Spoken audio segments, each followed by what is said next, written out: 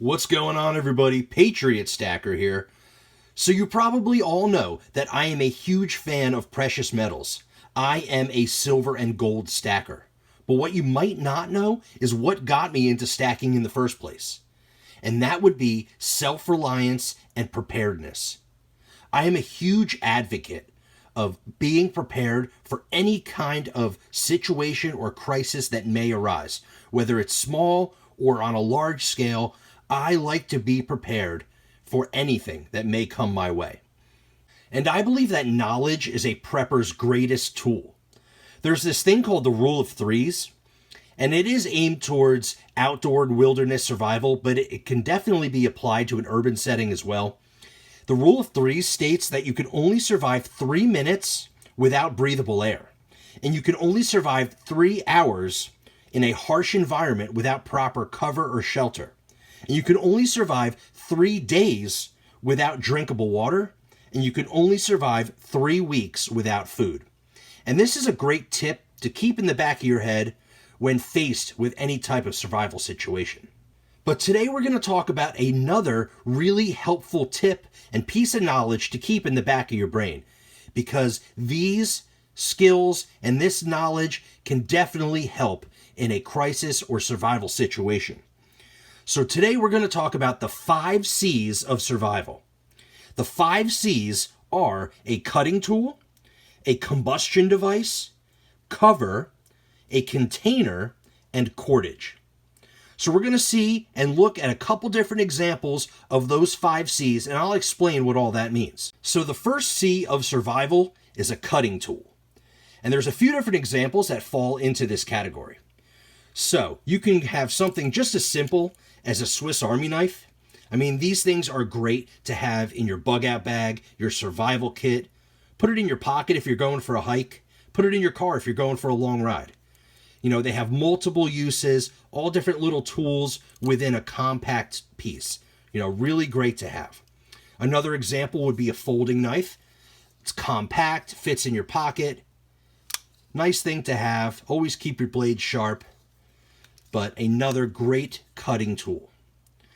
Another example would be a fixed blade knife, something like this.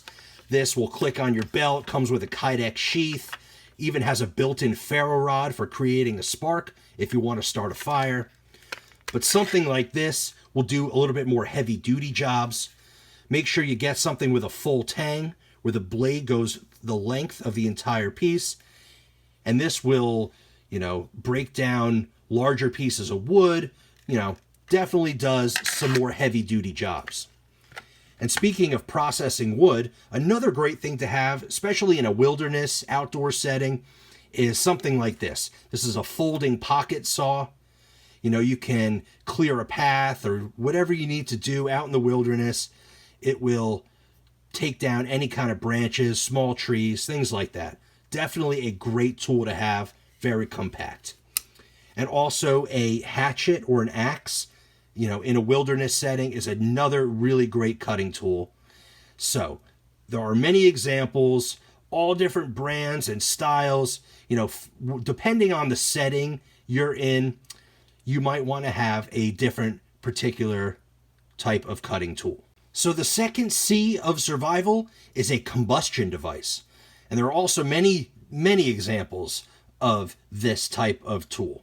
So you could have something like this, which are strike anywhere matches. These are great because you can literally strike on any surface and get a spark. And these are great, waterproof, a great tool to have. Something like this is kind of a multi-tool. It has a whistle, has a compass, has a few different things, has some cordage, but it also has a watertight compartment to hold some of these waterproof storm matches. So matches are, just a common, great tool to have for combustion, for starting fires. Of course, a lighter is, a little bit easier, a little bit more waterproof, but of course they run out, and having a lighter definitely makes things easy, but it doesn't last forever. If you want something that maybe lasts a little bit longer, having a ferrocerium rod is a great thing. A ferro rod has this piece here and a little striker, and you can throw some sparks. Let's see if I can do it here. Ooh, there you go. Woo! But this thing will last for a long time. So you have some nice dry material. You can throw a spark, start a fire. This is definitely a great tool for outdoor survival, any kind of survival, really. But of course, you need some type of dry tinder, some dry materials to get that fire going. But having something like this, really cool, something like this. These are wax-coated kind of like little cotton pads covered in wax. You can break them all up, fray them a little bit, and they'll catch a spark, and they will burn for quite a while and get your fire going. So having some kind of fire starter is always helpful. You definitely need to be able to start a fire, whether it's for warmth or for boiling water to drink, or even just cooking your food. So a combustion device is a necessity when it comes to survival. The next C of survival is cover. So cover can mean a few different things, but mainly meaning to keep you out of a harsh environment, to protect you from the elements. So something like a cotton bandana is great for, putting around your head if you're in the hot sun. You could dampen it and put it around your neck as a cooling towel. You could wrap it around your face as a face mask. There are many, many functions of a cotton bandana, even besides just cover. You could use it to filter water, different things like that. But when it comes to cover, a cotton bandana is definitely a key necessity for any bug out bag or survival kit. Another really important item is a mylar blanket, also known as a space blanket.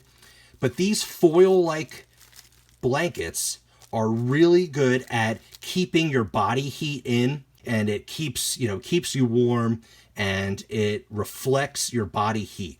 So that's a really great and useful tool for any survival kit. Another important item would be something like a tarp or a rain poncho, or even just a heavy-duty garbage bag. I mean, there are multiple things that you can use to get yourself safe from harsh elements and to get out of the harsh climates and protect your body and keep you safe. So another important thing when it comes to cover is having some type of way to fix that cover. I like to have a sewing kit in any of my survival or bug out bags. I mean, a sewing kit can, mend your clothing. If you rip your pants or jacket or anything like that, that can mend any kind of rips. It could fix your tent, your tarp, your shelter. A sewing kit is definitely a great thing to have in any bug out bag or survival kit. So the next C of survival is a container. And a container meaning anything to carry water in. And I always prefer something metal, preferably stainless steel. That'll allow you to actually put this over a fire and boil the water. You want to kill any contaminants in your water by boiling it. There is Giardia and Cryptosporidium, different waterborne illnesses that can really ruin your day in a survival situation, making things much worse than they already are. So you definitely want to be able to boil your water, but having a container in general, I really like these clean canteens. They have a nice little loop and a mouth spout, and they are stainless steel. You could put this right over a fire and boil. So something to carry water and, be able to keep yourself hydrated in a survival situation is key. So the last C of survival is cordage. And cordage is any type of rope or wire or anything used to bind or a multiple uses in a survival situation. So the most common and my favorite is 550 paracord. So this stuff is super strong, extremely durable, and it actually has 7 inner strands. So you can actually pull off this outer coating and have 7 separate strands inside where you could even tie them all together and have even longer of a piece of cordage. This is super strong. It's used by the military, extremely durable stuff. Another good example would be some type of metal wire or snare wire. This is great for snares and traps when trying to get some type of food in the wilderness. Wilderness survival, you might be trying to eat something and get your energy up. So you definitely have something like this, set up a snare and catch yourself some small game and have yourself some food. So something like this is actually called fire cord. And inside are 7 strands, but the 7 strands are highly combustible and flammable. So you can actually pull this apart, fray up some of that string, and throw a spark on it, and that will burn long and hot and get your fire going. So something like this has multiple uses. But 550 paracord, extremely tough, extremely durable, or even some metal snare wire is a great thing to have, but it's a necessity and an important key tool to any type of survival situation. And just a bonus, another C of survival is Candlelight. So Candlelight is another extremely important tool when it comes to a survival situation. So Candlelight meaning an actual candle. Something like this is a 36-hour survival candle. Comes in this metal tin, and this will last, like it says, at least 36 hours of burn time and give you some warmth, give you some candlelight, some light in the darkness. Definitely a great thing to have in a survival situation, whether it's it's a storm happening and you lose power. So something like this, any of these are great to have just in your home or any bug out or survival kit. Another great thing, of course, is a lantern. Something like this, battery powered, rechargeable. You can, light up quite a bit of area with a nice lantern. Something like this Streamlight, very bright, very durable. Only takes a couple 9-volt batteries or AA batteries and, lasts quite a while and definitely puts out a lot of lumens. And also having a good sturdy flashlight is another necessity. Having something like this is an O-light. This is the M1X Striker, heavy duty, super bright. It has all different settings of brightness, has a strobe mode, and it has this aggressive bezel. It can actually even be used as a self-defense weapon. So, having some type of candlelight or flashlight or lantern is definitely a key and important aspect of survival. Nobody wants to be in the dark. And lastly, having a good zippered pouch or a bag or something to keep all of your survival gear in is definitely a necessity. I have here a Maxpedition Fatty. This thing is stuffed to the brim. I mean, everything fits in here. It has all different little pouches and compartments inside, as well as this pouch on the outside. Has a little hook and loop Velcro. I threw my little SHTF patch on there. Something like these Maxpedition brand pouches and bags are really great to have when it comes to storing your survival gear. All right, everybody, thanks for watching. I hope you enjoyed today's video all about survival, self-reliance, and preparedness, and the proper gear to get you through a survival situation.